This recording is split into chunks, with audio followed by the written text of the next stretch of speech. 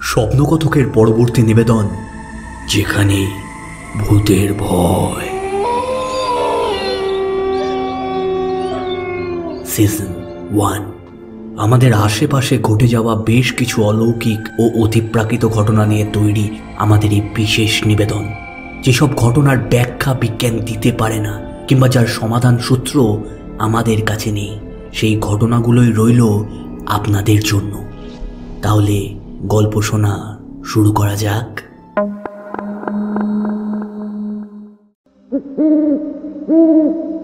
Medical কলেজের ladies হোস্টেলে রাত তখন প্রায় 12:30। বাইরে ঠান্ডা হাওয়ার ঝাপটায় জানালার কাঁচ ঠকঠক করে কাঁপছে, আর ঘরের মধ্যে 3 বান্ধবী, মেহের, অদিতি আর কাবেরী, কম্বলের ভেতর গুটিসুটি মেরে আড্ডা দিচ্ছে। ফার্স্ট ইয়ারের ক্লাস, কেস রিপোর্ট, সার্জারি সব কিছুর চাপের পর এটাই ওদের মুক্তির সময়।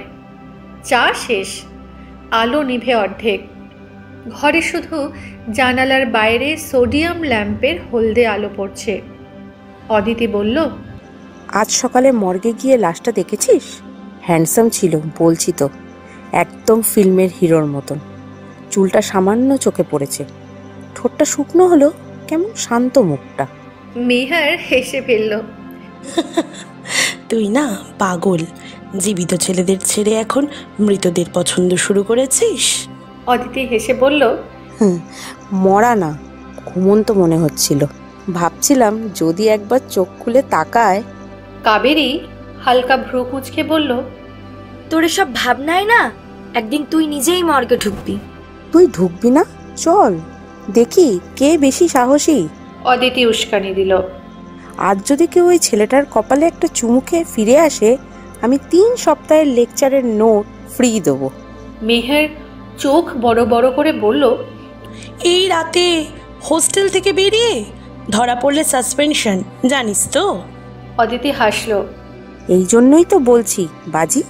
কাবেরী তখন শান্তভাবে উঠে বসেছে, ওর চোখে সেই চেনা সাহসী আলো। 3 সপ্তাহের নোট? আমি রাজি। দুজনেই থমকে গেল। ওরা জানতো কাবেরী মজা করছে না। ছোটবেলা থেকেই ওর ভয়কে উপহাস করার অভ্যেস। মেহের গম্ভীর স্বরে বলল, পাগল নাকি? রাতে মর্গে? ওখানে শুধু লাশ আর অন্ধকার। কাবেরী হেসে উত্তর দিল, মৃতরা কাউকে কষ্ট দেয় না মেহের, জীবিতরাই দেয়। ঘরে হঠাৎ নীরবতা নেমে এলো।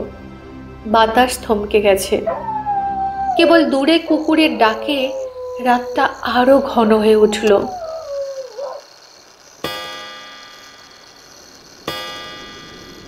রাত 2। হস্টেলের পেছনের গেটটা ধীরে ধীরে ঠেলল কাবেরী। লোহার কড়ার শব্দে চি করে প্রতিধ্বনি করে উঠল। চাঁদ মেঘের আড়ালে, চারপাশে কেবল ঠান্ডা ধোঁয়া। রাস্তার ধারে শুকনো পাতাগুলো উড়ে গিয়ে পায়ের নিচে কচমচ করে ভাঙছে। দূরে স্ট্রিট লাইটগুলো একের পর এক নিভে যাচ্ছে, যেন কেউ ইচ্ছে করে পথটা অন্ধকার করে দিচ্ছে। কাবেরী নিজের পায়ের ছায়াটা দেখছে, দীর্ঘ কাঁপতে থাকা ছায়া তার আগে আগে হাঁটছে যেন। পথের পাশে পুরনো মর্গ বিল্ডিংটা দেখা দিল। দেয়ালে ছোপ ছোপ ছত্রাক, জানলার কাঁচ ভাঙা, আর ভেতর থেকে ভেসে আসছে ফ্রিজারের হালকা গুঞ্জন। দরজার পাশে একটা board, postmortem authorised personal only. ও ঠেলে ভেতরে ঢুকলো। দরজাটা ধপ করে বন্ধ হতেই আলো এক মুহূর্ত দপদপ করে উঠল। ভেতরে ঠান্ডা এত যে নিঃশ্বাসে ধোঁয়া বেরোচ্ছে। সারি সারি স্টিলের ট্রে, প্রত্যেকটার উপর সাদা কাপড়ে ঢাকা কয়েকটা শরীর। ওর চোখ পড়ল একটা গায়ে লেখা নম্বরে, 13A। ধীরে ধীরে এগিয়ে গেল কাবেরী। হাতটা বাড়িয়ে কাপড়ের এক কোণ তুলে ধরল। মুখটা নিস্তব্ধ, চোখ বন্ধ, ঠোঁট সামান্য ফাঁকা, যেন কিছু বলতে চেয়েছিল শেষ মুহূর্তে। তবু মুখটা অদ্ভুতভাবে আকর্ষণীয়। ওর বুকের ভিতর ধূপ ধূপ শব্দ হচ্ছে। শুধু তো একটুখানি চুমু, তারপরেই তো চলে যাব। নিজের মনে ফিস ফিস করলো।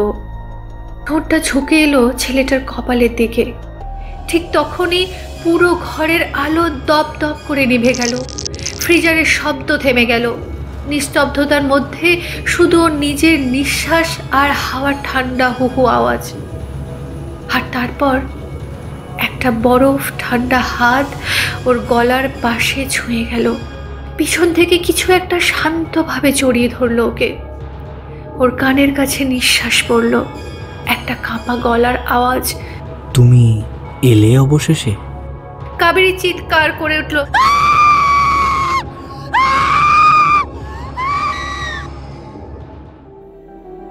পরদিন সকালে ল্যাব অ্যাসিস্ট্যান্টরা মর্গের দরজা খুলতেই ভেতরে এক অদ্ভুত দৃশ্য। 13A ট্রেটা খোলা, কাপড়টা কুঁচকে গেছে, পাশে পড়ে আছে একটা হেয়ার ব্যান্ড, আর ছেলেটার কপালে দেখা যাচ্ছে লিপস্টিকের দাগ, একটা চুমুর ছাপ। তার নিচে ট্রের পাশে মেঝেতে জমে থাকা বরফের ওপর হালকা হাতের ছোঁয়া, যেন কেউ শেষবার আঁকড়ে ধরতে চেয়েছিল কিছু একটা।